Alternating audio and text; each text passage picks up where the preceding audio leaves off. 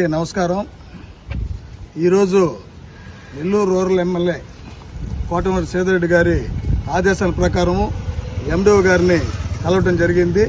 దీని ముఖ్య ఉద్దేశం ఏంటంటే, మన ఎలక్షన్ కోడ్ వచ్చిన తర్వాత వాలంటీర్లని వీళ్ళ ఎలక్షన్ కోడ్ వల్ల వాలంటీర్ల చేత పని చేయించుకోవద్దని చెప్పి ఎలక్షన్ కమిషన్ ఆదేశించింది.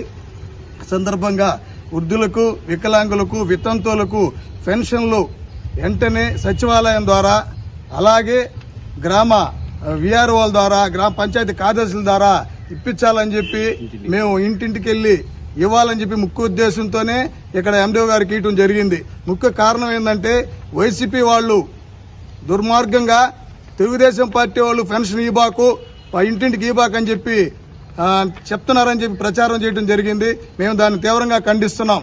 మా చంద్రబాబు నాయుడు గారు ఆదేశాల ప్రకారం ప్రతి ఇంటికి సచివాలయం స్టాఫ్ అయితేమి, గ్రామ విఆర్ఓలు అయితేమి, పంచాయతీ కార్యదర్శులు అయితేమి ప్రతి ఒక్కరూ ఖచ్చితంగా ఇంటికెళ్లి వృద్ధులకి, వికలాంగులకి ఖచ్చితంగా ఇవ్వాలని చెప్పి మేము తెలుగుదేశం పార్టీ తరఫున కోరుకుంటున్నాం. అలాగే ఎలక్షన్ కమిషన్ ఆదేశాల ప్రకారం మన వాలంటీర్ల దగ్గర సిమ్ములు గాని, వాళ్ళ సెల్ ఫోన్లు వెంటనే కలెక్టర్లు స్వాధీనం పరుచుకోవాలని చెప్పి ఈ సందర్భంగా తెలుగుదేశం పార్టీ తరఫున కోరుతున్నాం.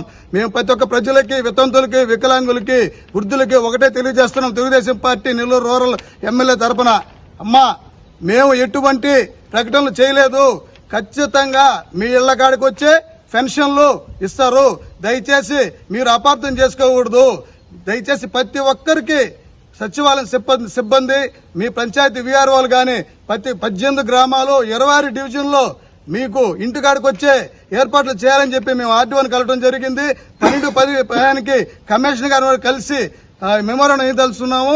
అందువలన ప్రతి ఒక్కరు ఎవరు టెన్షన్ పడాల్సిన అవసరం లేదు. ప్రతి ఒక్కరికి సచివాలయం స్టాఫ్ వాళ్ళందరూ వచ్చి మీ ఇంటికి వచ్చే పెన్షన్లు ఇస్తారు రేపు నుంచి అని చెప్పి ఈ సందర్భంగా తెలియజేస్తూ ఉన్నాం.